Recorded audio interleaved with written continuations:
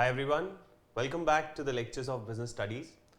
तो सर हम already principles of management पढ़ रहे थे जिसमें हम हेनरी फेयोल के प्रिंसिपल्स को डिस्कस कर रहे थे एंड लास्ट लेक्चर में हमने 3 और प्रिंसिपल्स को डिस्कस किया, centralization, decentralization, remuneration and scalar chain.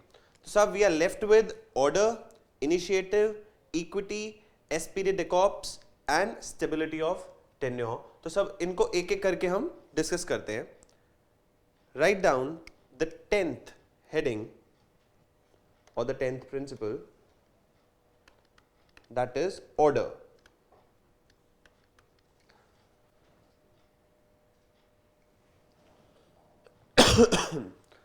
What do we mean by order?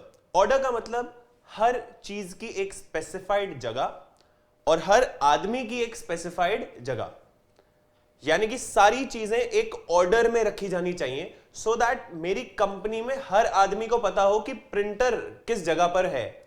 अगर उसको कोई प्रिंट आउट देना है तो और मेरे 2000 एम्प्लॉइज हैं तो साहब प्रिंटर किस जगह पर है वो हर एम्प्लॉय को पता होना चाहिए. और प्रिंटर मूव अगर हो जाता है तो एम्प्लॉय तो प्रिंटर ढूंढता रह जाएगा.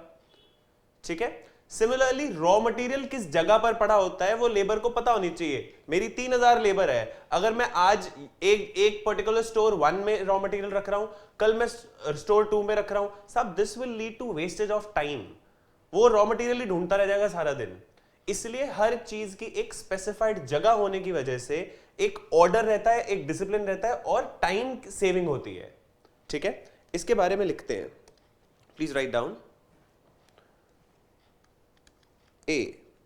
According to this principle,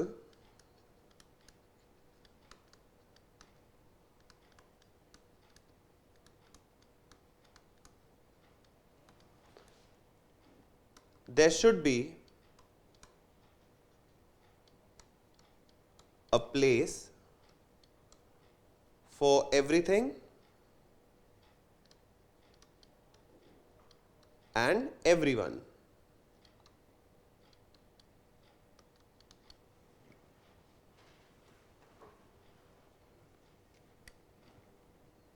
According to Fayol,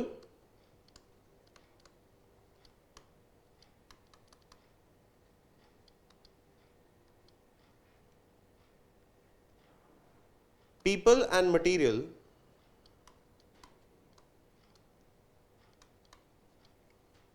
must be in suitable places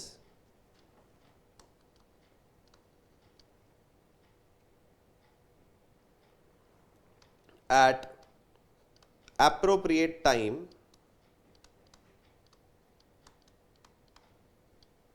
for maximum efficiency.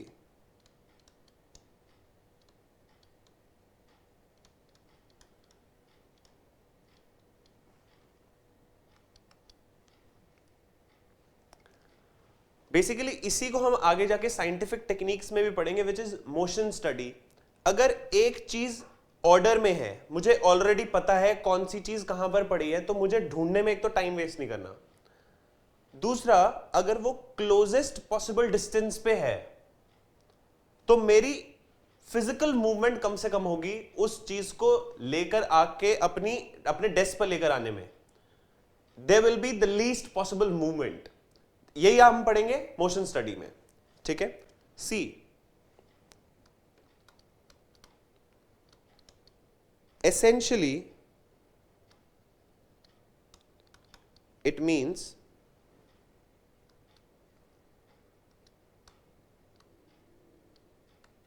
orderliness.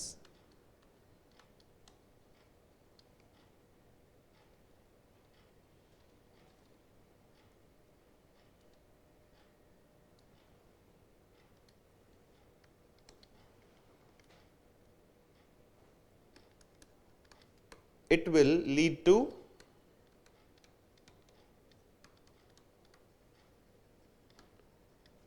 increased productivity and efficiency. साहब अगर मेरा वक्त बचेगा तो मेरी एफिशिएंसी ऑटोमेटिकली बचेगी, बढ़ेगी, और प्रोडक्टिविटी भी बढ़ेगी, बिकॉज मेरा जो भी वक्त, जो भी टाइम सेव होगा, I can produce more goods in that particular time. Clear? Please write it down.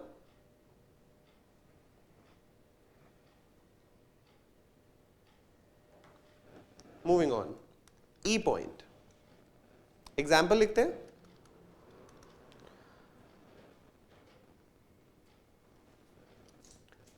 जो भी हमने बात करी, there should be a specific place. हर चीज के लिए एक स्पेसिफिक प्लेस होनी चाहिए.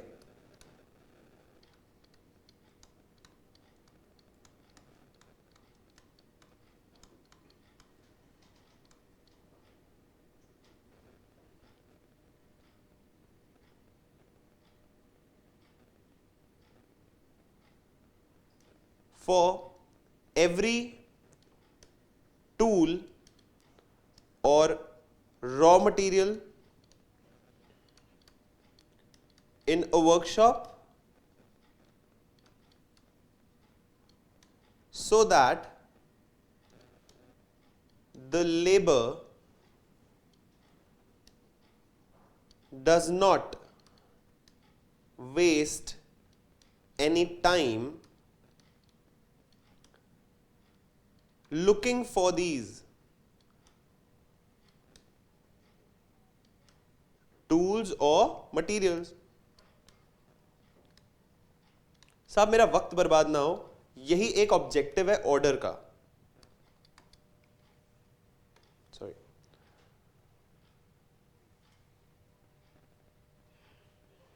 और ऑर्डर के पॉइंट ऑफ व्यू से फेयोल ने दो चीजों के ऑर्डर की बात करी. एक टूल्स एंड मटेरियल्स, दूसरा पीपल. यानी कि जो लोग हैं उनके लिए अगर एक डेजिग्नेटेड सीट है तो उनको उसी डेजिग्नेटेड सीट पर बैठना चाहिए, सो दैट अगर उनको कोई ढूंढता हुआ आ रहा है तो वो वहीं पर मिले. ठीक है.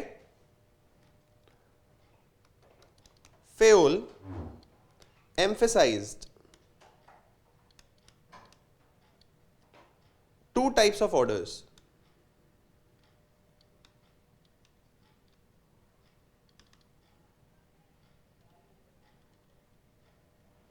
Two types of orders. Material order और people का हम बोलते हैं social order. पहले material order लिख लेते हैं.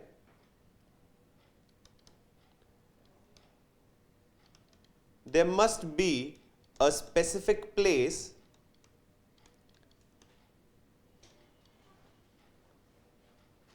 for everything. हर चीज के लिए एक स्पेसिफिक जगह होनी चाहिए और हर चीज उसी स्पेसिफिक जगह पर होनी चाहिए. And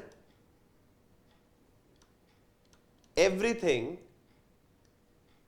must be at its proper place. It's proper place. समझ में आया सर? यानी कि एक टूल के लिए एक स्पेसिफाइड कैबिनेट, और वो टूल उसी कैबिनेट में मिलना भी चाहिए. अगर आपने टूल को बाहर ही रखा हुआ है तो फिर उस स्पेस को अलॉट करने का कोई फायदा नहीं है. ठीक है. Second, social order. So social order is specific place for people. There must be an appointed place for every employee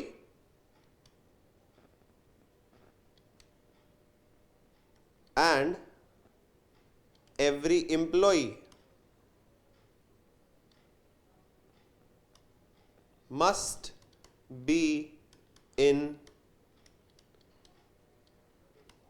his or her appointed place.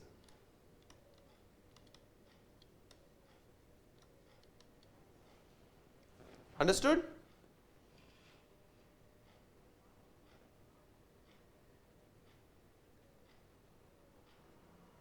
Please note it down, then we'll move forward.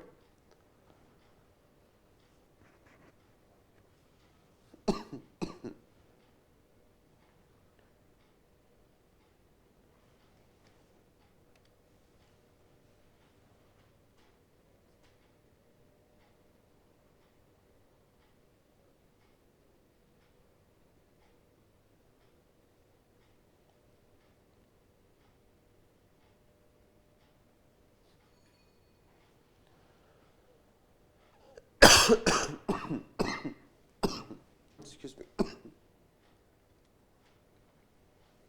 Next heading, equity.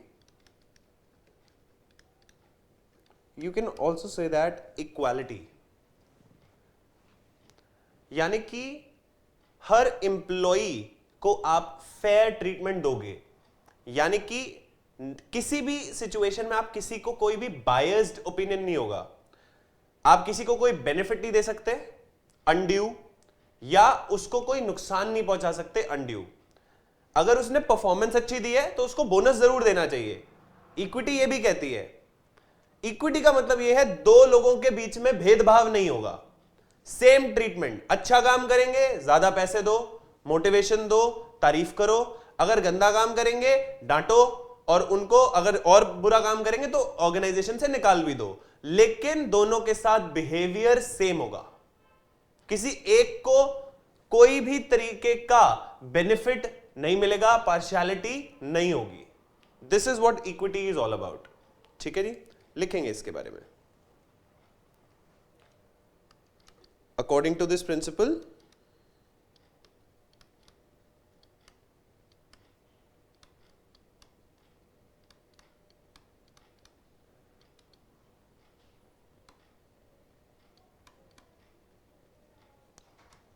there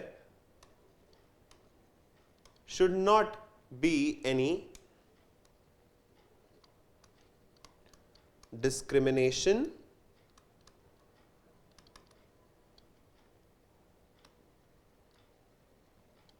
among the employees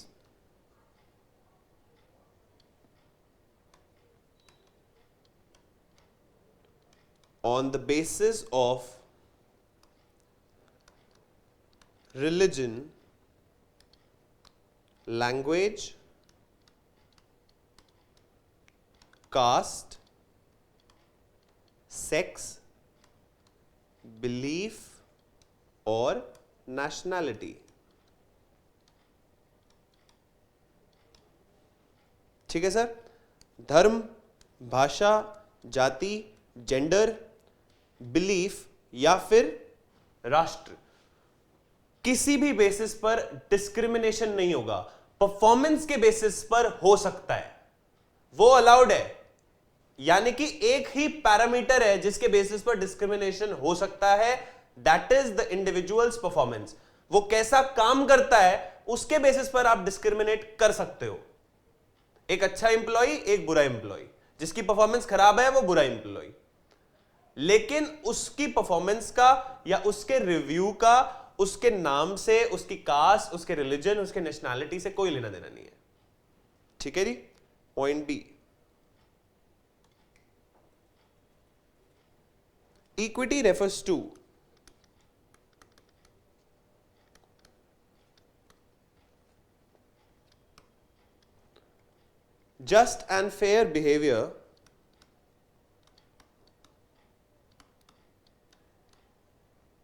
just and fair behavior of managers towards workers।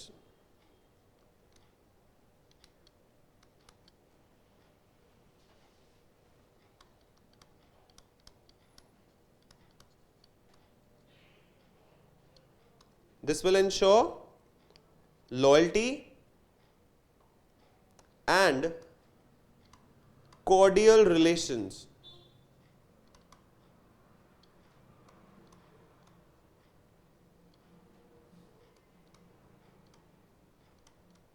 between superiors and subordinates।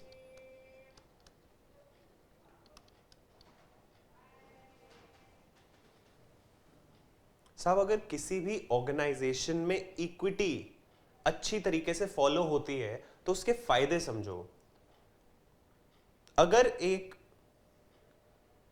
Employee है जो सिक्किम या मणिपाल ऐसे location से आया हुआ है, कुछ ऐसे बच्चे जो जनरली बहुत ज्यादा डिस्क्रिमिनेशन फेस करते हैं हमारे नॉर्थ इंडिया के अंदर, और उसके साथ किसी भी तरीके का भेदभाव नहीं किया जाता एक पर्टिकुलर ऑर्गेनाइजेशन में, उसको इक्वल ट्रीट किया जाता है सबके जैसे, और उसका कोई भी बेफिजूल का मजाक नहीं उड़ाया जाता, तो सब वो बहुत कंफर्टेबल फील करेगा आपकी ऑर्गेनाइजेशन में.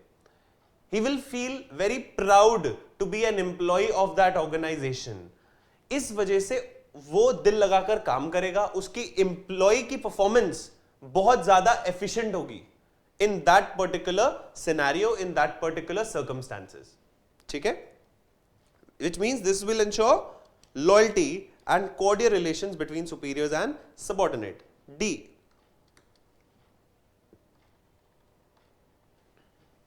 अब ये इंपॉर्टेंट है.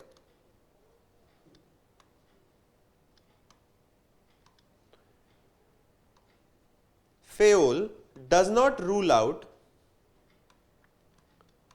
use of strict use of force, लिख सकते हैं हम, use of force sometimes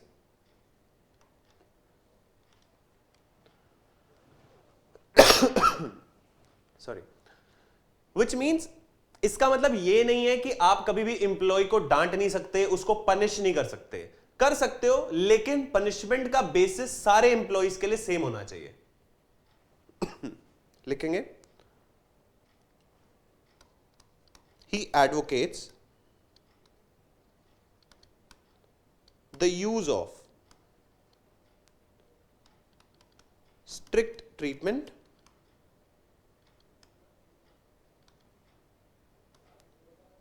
for lazy person या personal in order to send a message. सब स्ट्रिक्ट बिहेवियर जरूरी है.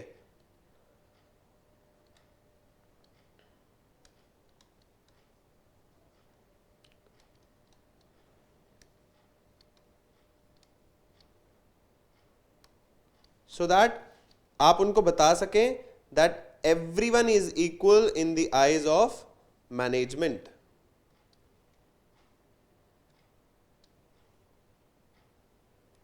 Clear?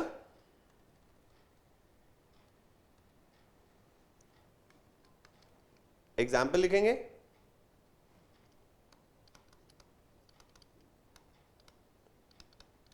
Workers doing similar jobs, सब काम सेम कर रहे हैं तो पैसे सेम मिलने चाहिए.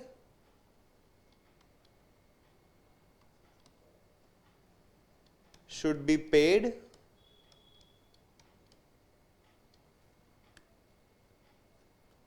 Same wages. अगर दो लोग काम एक जैसा कर रहे हैं तो उनको पैसे भी एक जैसे मिलने चाहिए. This is what equity is all about.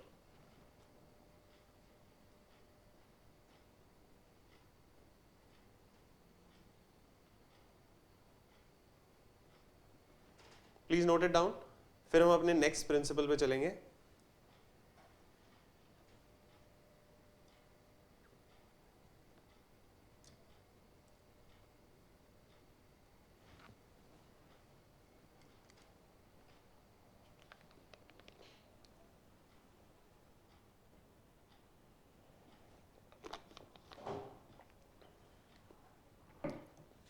Twelfth principal,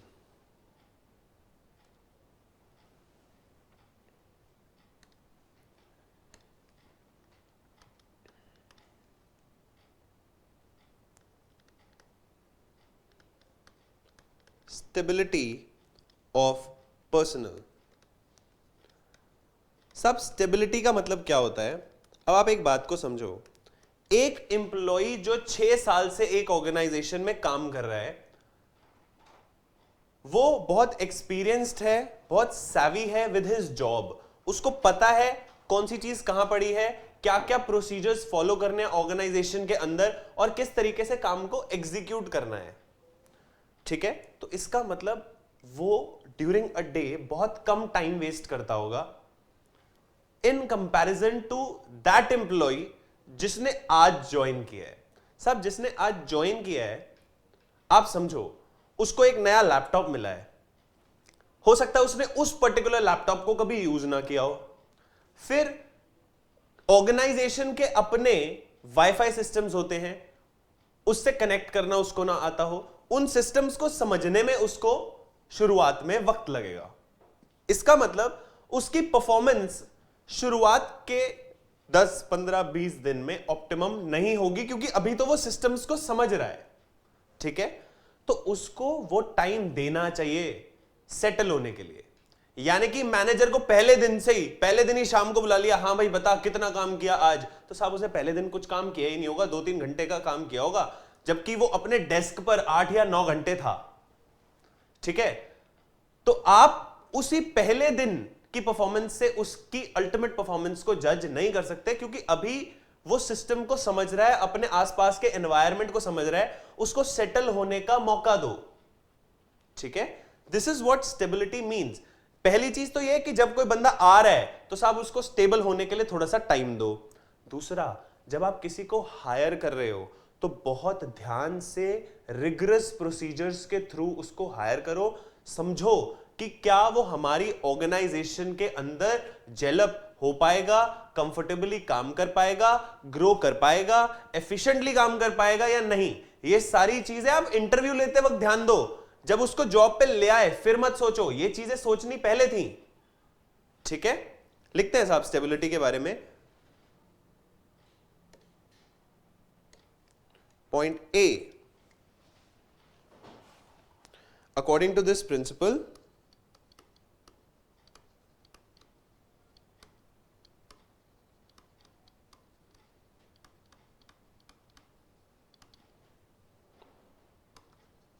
there should be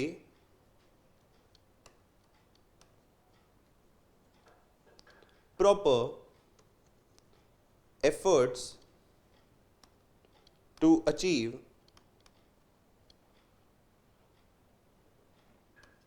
stability and continuity of tenure of personnel.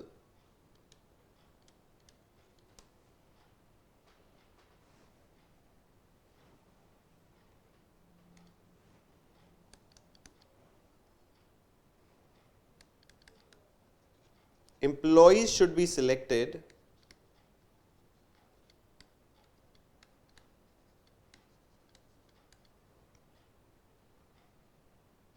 and appointed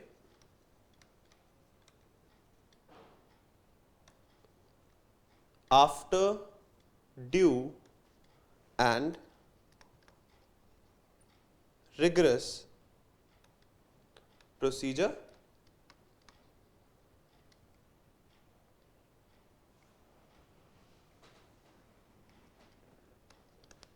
once selected। एक बार अगर सिलेक्ट कर लिया तो उसको वक्त दो।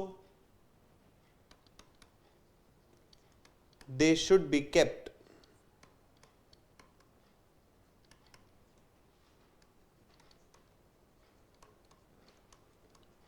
at their position for minimum period and must be given reasonable time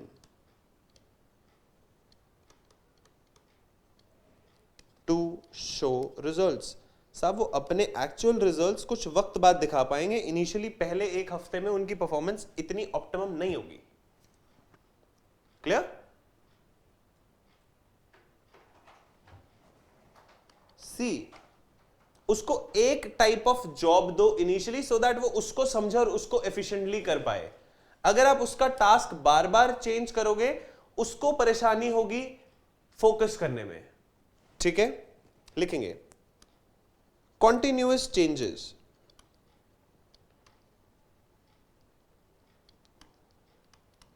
will create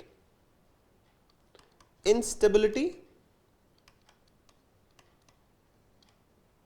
and insecurity among employees।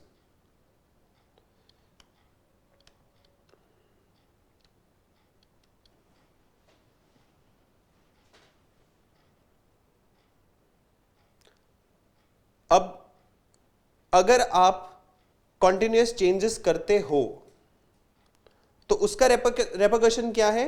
एक तो इंस्टेबिलिटी होगी और इनसिक्योरिटी होगी। सब अंत में क्या होगा? अंत में वो आदमी जॉब छोड़ के चला जाएगा। वो कहेगा जी यहां पे तो मैं स्टेबल हूं नहीं, मेरी स्टेबल जॉब नहीं है, बार बार मेरा फंक्शन चेंज करते रहते हैं, मुझे अल्टीमेटली करना क्या है मुझे पता नहीं लगता, मैं एक चीज में कंफर्टेबल होने की कोशिश करता हूं, तब तक मेरा ऑपरेशन ही चेंज हो जाता है कि नहीं साहब आप ये काम नहीं, अब ये काम करोगे। अल्टीमेटली अगर वो जॉब छोड़ गया तो आप ऑर्गेनाइजेशन पॉइंट ऑफ व्यू से सोचो कि क्या क्या नुकसान है। आपने एक एचआर डिपार्टमेंट बना के रखा हुआ है जिनको आप तनख्वाह दे रहे हो टू रिक्रूट पीपल। अब वो बार बार रिक्रूट करके लाते हैं, आप उनको कंफर्टेबल ही नहीं कर पाते अपनी ऑर्गेनाइजेशन में, वो छोड़ के चले जाते हैं। एचआर डिपार्टमेंट सारा दिन यही करता जा रहा है। आपको जहां 10 लोगों की जरूरत थी एचआर डिपार्टमेंट में, वहां आपने 50 लोग रखे हुए, क्योंकि आपको हर रोज आपका कोई ना कोई इंप्लॉय आपकी ऑर्गेनाइजेशन को छोड़ के चला जाता है। समझ रहे हो?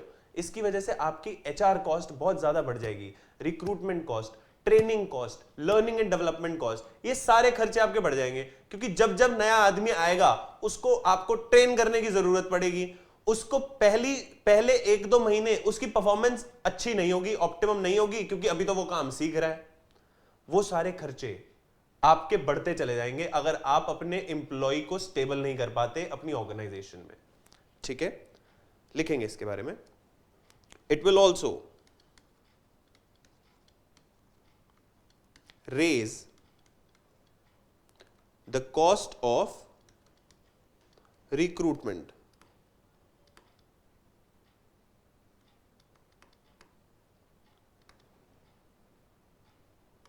selection and training.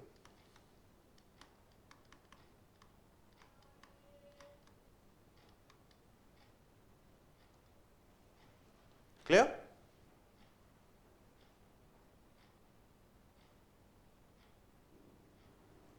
इसका मतलब ऑर्गेनाइजेशन का ध्यान हमेशा होना चाहिए कि उसके एफिशिएंट एम्प्लॉइज कभी भी ऑर्गेनाइजेशन को छोड़ के ना जाएं। उनको कंफर्टेबल करना ऑर्गेनाइजेशन की रिस्पॉन्सिबिलिटी है, उस आदमी के मैनेजर की रिस्पॉन्सिबिलिटी है। ठीक है जी, लिखेंगे इसके बारे में। Therefore, it is always in the interest of the organization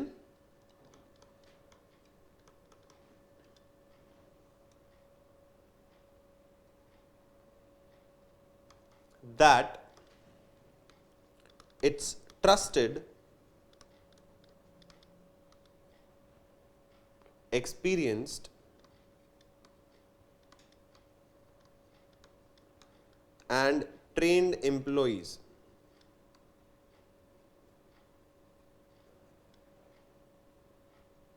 do not leave the organization.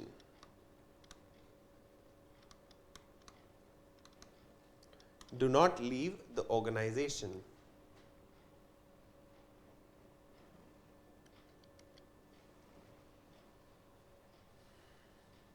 लेकिन अगर कभी कभी आपको फंक्शंस को चेंज करने की जरूरत है और आप you can not avoid it.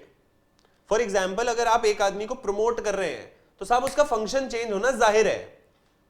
कल तक वो एक कंसल्टेंट था, आज वो एक मैनेजर बन चुका है, तो साहब मैनेजर वो कंसल्टेंट वाले काम नहीं करेगा, अब वो अपने नीचे 5 या 6 कंसल्टेंट्स को हैंडल करेगा। So you then he will have to manage those personals. उसको ग्राउंड लेवल पे वो काम नहीं करना है अब जाके, तो उस केस में तो वो चेंज होगा ही होगा फंक्शन। ठीक है, इसका मतलब अगर सिचुएशन कहती है, अगर इफ सिचुएशन जेन्युइनली डिमांड्स कि उसका फंक्शन चेंज हो, then it is fine to change the function और the process of that employ. लिखेंगे इसके बारे में। However,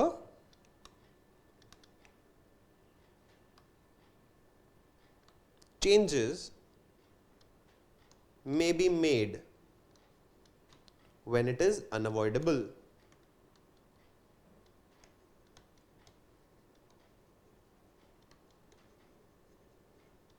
When it is unavoidable.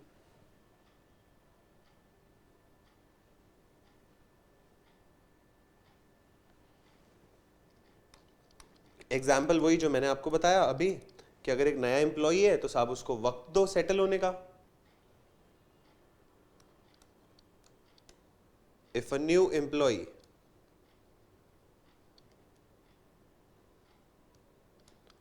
is appointed, then he should be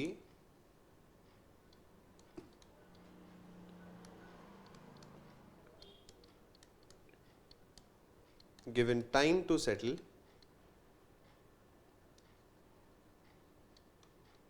and adapt. एक तो सेटल होने का टाइम दो और उसको अडेप्ट होने का टाइम दो to the new environment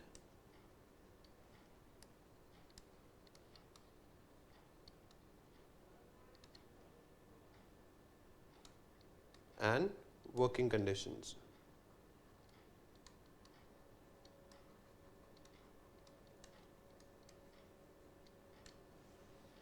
Please note it down. Then we'll move forward.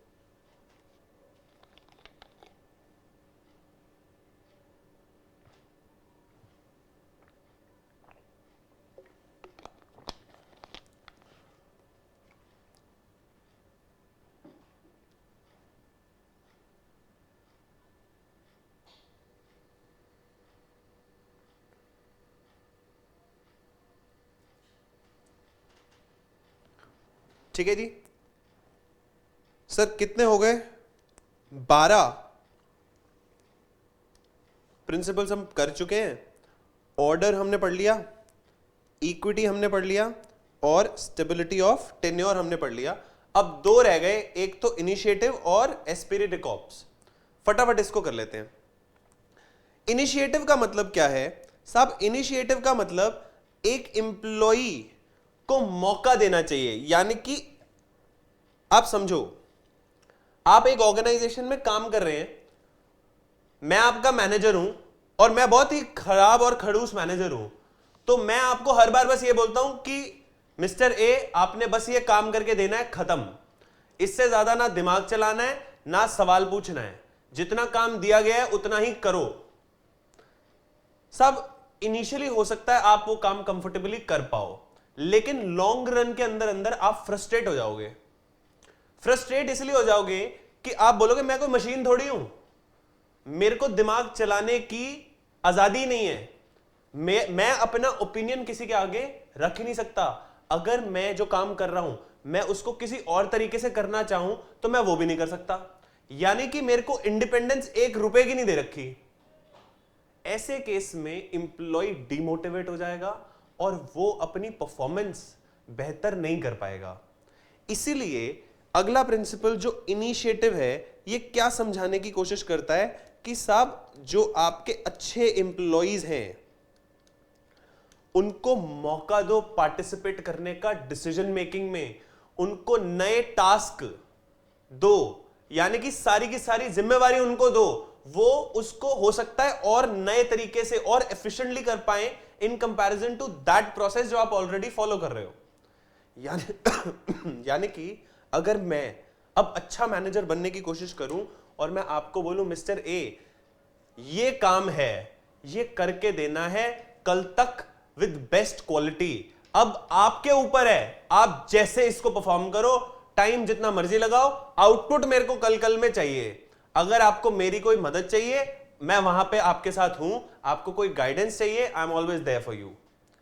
ऐसे केस में मैंने क्या किया, मैंने उस एम्प्लॉय को पूरी आजादी दे दी कि साहब प्रोसेस क्या होगा इस काम को करने का, वो पूरे का पूरी आपकी इंडिपेंडेंस है, आपके पास अथॉरिटी है, आप जैसे मर्जी उस काम को करो, मुझे सिर्फ आउटपुट चाहिए. और अगर उसमें कहीं आप फंसते हो then I am always there to guide you. ऐसे केस में the employ will feel motivated, ठीक है, एंड वो बहुत एंथुजियाज्म के साथ उस काम को करेगा. लिखते हैं साहब इसके बारे में. According to this principal,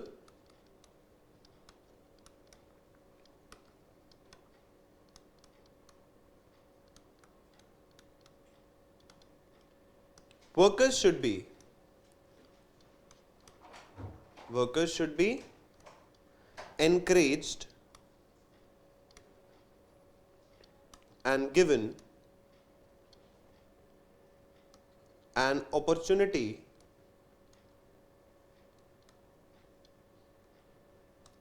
to take some initiative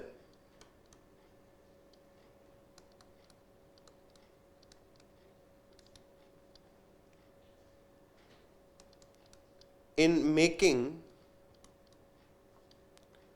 and executing the plan. यानी कि उनको अगर आप डिसीजन मेकिंग में इन्वॉल्व करोगे तो एक तो बहुत ज्यादा वो मोटिवेट होंगे, दूसरा उनका एक पर्सनल कनेक्ट हो जाएगा ऑर्गेनाइजेशन के साथ। वो फील करेंगे कि ये मेरी ही ऑर्गेनाइजेशन है, मेरी कंपनी है, काम की रिस्पॉन्सिबिलिटी भी मेरी है। ठीक है, so they are no more the employees of the organisation, उनको ऐसा फील होगा। Employees at all levels should be encouraged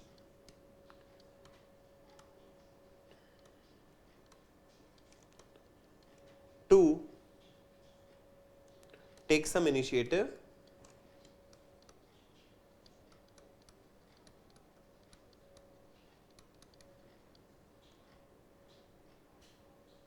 in work-related matters.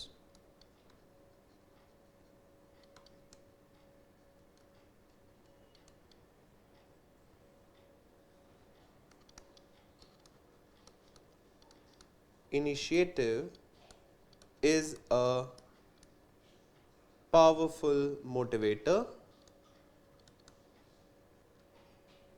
of human behavior.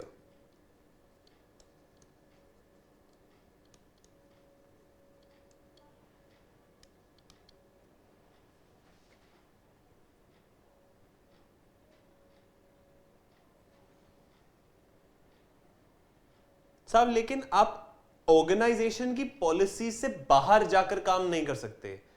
आपको इनिशिएटिव लेना है within the boundary line of the principle and rules and guidelines of the organisation. समझना है, अब initiative का एक दायरा भी है। इसका मतलब यह नहीं है कि आप कुछ भी करो। ठीक है, initiative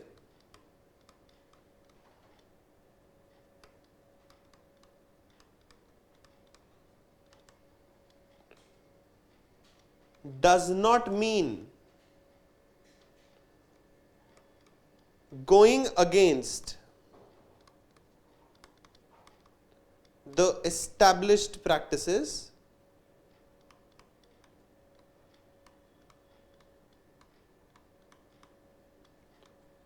or doing something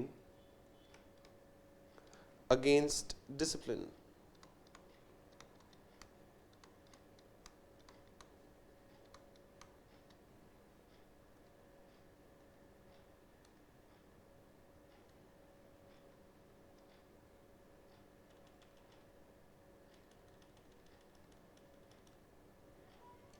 Example,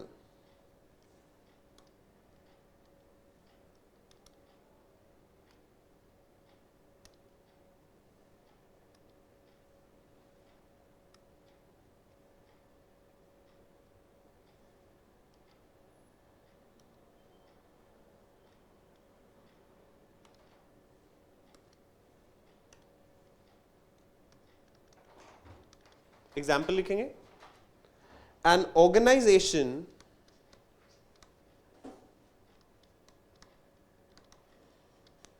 must have an employee suggestion system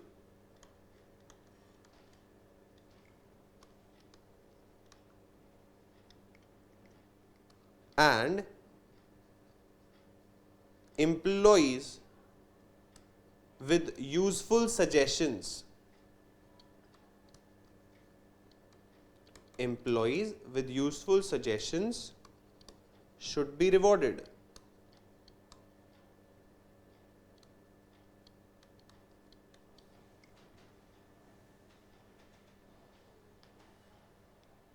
clear sir? तो इनिशिएटिव मतलब अगर आपके दिमाग में आता है कि साहब अगर मैं प्रोसेस को इस तरीके से चेंज कर दूं तो ज्यादा आउटपुट होगा, कम लोग इस काम को हैंडल कर पाएंगे, या कोई भी चीज या कोई भी ऐसा थॉट जो आपको लगता है कि इस प्रैक्टिस को चेंज करने से ये फायदा होगा, तो आपके पास खुली आजादी होनी चाहिए वो चीज मैनेजमेंट तक पहुंचाने की।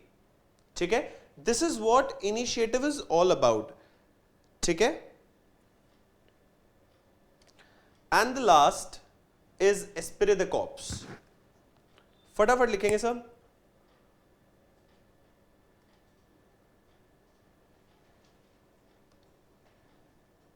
फोर्टीन्थ,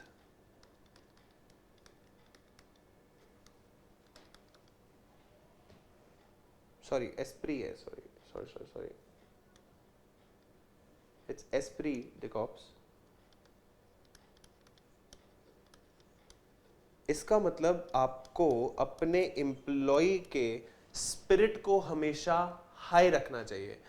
यानी कि अगर आप एम्प्लॉय को हमेशा मोटिवेटेड रखोगे, उनका स्पिरिट हमेशा हाई रखोगे, तो पहली चीज जब वो 2 दिन की छुट्टी के बाद मंडे को ऑफिस की तरफ चल के आएगा तो वो बहुत मोटिवेटेड होगा अपने काम को कंप्लीट करने के लिए। ठीक है, they will feel related to the organisation. उनको ऐसा नहीं लगेगा कि वो एक जगह पर नौकरी कर रहे हैं, उनको बस वहां पर 8 घंटे काटने और घर आना है। They will feel related, connected to the organisation. वो ऑर्गेनाइजेशन के काम को अपना काम समझेगा और उसको बहुत रिस्पॉन्सिबली करेगा। This is what spirit corps all about. ठीक है, लिखते हैं साहब इसके बारे में। According to this principal,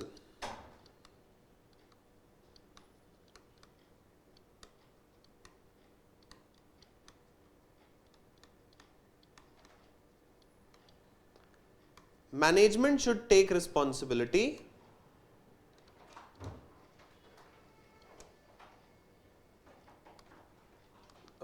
responsibility नहीं, रीजनेबल स्टेप्स लिख लेते हैं।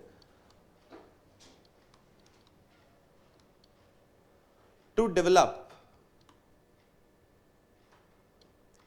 अ सेंस ऑफ बिलोंगिंगनेस। अब इसके तरीके क्या होंगे ये हम डिस्कस कर सकते हैं, अभी करेंगे कि बिलोंगिंगनेस कैसे सर करें, कैसे एम्प्लॉय को समझाएं कि आप ऑर्गेनाइजेशन का एक बहुत इंपॉर्टेंट पार्ट है। And feeling of team spirit among employees. Employees के अंदर एक टीम स्पिरिट की फीलिंग लेके आनी जरूरी है। ठीक है, यानी कि आपको समझना जरूरी है कि अगर आपका एक मैनेजर है, उसके अंदर 4 एम्प्लॉयज हैं, ठीक है, और आप उसमें से एक एम्प्लॉय हो, तो साहब वो मैनेजर और वो पूरी टीम आपकी अपनी है। अगर कोई दूसरा टीम मेंबर है जो बीमार है तो you should take up the responsibility कि नहीं, काम तो हमारी टीम का है ना। अगर वो छुट्टी पे है या वो बीमार है, if he couldn't do the work, I should step up and try to complete his work. This is what team spirit is all about. ठीक है साहब, टीम की फुल फॉर्म भी अगर हम बोले, लिखेंगे together everyone achieves more.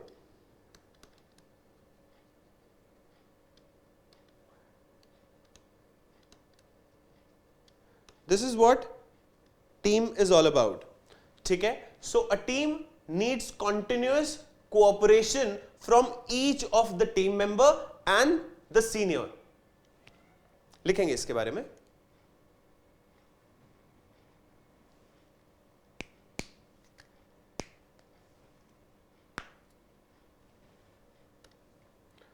A team requires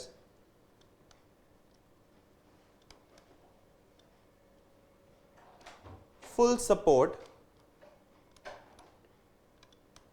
and cooperation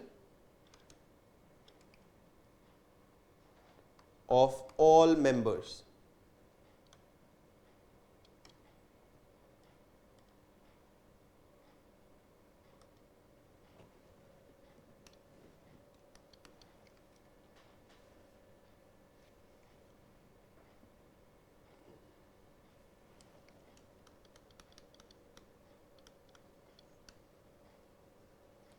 it will develop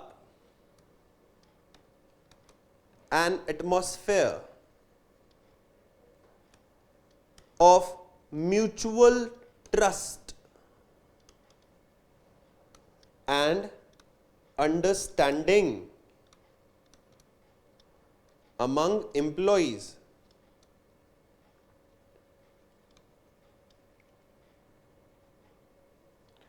and will minimize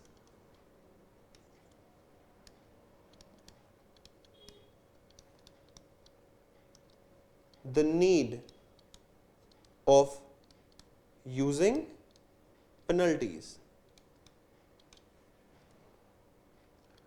तो साहब टीम स्पिरिट को हाई रखने के लिए क्या क्या किया जा सकता है? सबसे बड़ी चीज टीम लंचेस। एक मैनेजर को हफ्ता 10 दिन महीने के बाद अपनी टीम को लंच पे ले जाओ साहब, एंजॉय करो, सारे के सारे खाना खाओ, मिलके दुनिया जहान की बातें करो। सिर्फ काम की बात क्यों करनी है हर वक्त? इससे क्या होगा? इससे टीम के आपस में लोगों के साथ एक पर्सनल कनेक्ट बनेगा। सब बहुत सारी ऑर्गेनाइजेशन ऑफ साइट्स पे लेके जाती हैं, टीम ऑफ साइट ट्रिप पे लेके जाती है साहब पूरी की पूरी टीम को। उससे क्या होता है? 2-3 दिन आप उन लोगों के साथ रहते हैं और बिल्कुल काम की कोई बात नहीं होती है। ठीक है जी। ऐसे में क्या होता है? अगेन वही पर्सनल कनेक्ट सबके साथ आपका बढ़ता है। ठीक है। और भी बहुत सारी चीजें हो सकती है। सेलिब्रेशन। सब मेरे एक टीम मेंबर का बर्थडे है तो पूरी की पूरी team should go out and have party. ठीक है। सेलिब्रेट करो उसको, उससे क्या होगा? पर्सनल कनेक्ट बनेगा, spirits will be high. So there are various methods जिससे आप टीम कनेक्ट को बढ़ा सकते हैं। ठीक है। तो साहब अल्टीमेटली हमने खत्म कर लिए आज हेनरी फेयोल के 14 प्रिंसिपल्स। ठीक है। हेनरी फेयोल ने 14 प्रिंसिपल्स दिए और हमने उसको याद करने के लिए निमोनिक बनाया dad UCUSSR question mark, then dad said OIC फटाफट। D stands for division of work, A stands for authority and responsibility, then D stands for discipline, U for unity of command, C centralization and decentralization, U unity of direction, S scalar chain, S stability of tenure, R remuneration, O order, I initiative, S subordination of individual interest over general interest, E equity, and the last E spirit de corps. ठीक है sir? Please do revise all these principles. These are very important for your examination. और आज हम साहब इतना ही करेंगे। Rest we'll do in the next class. Till then, thank you so much. Bye bye.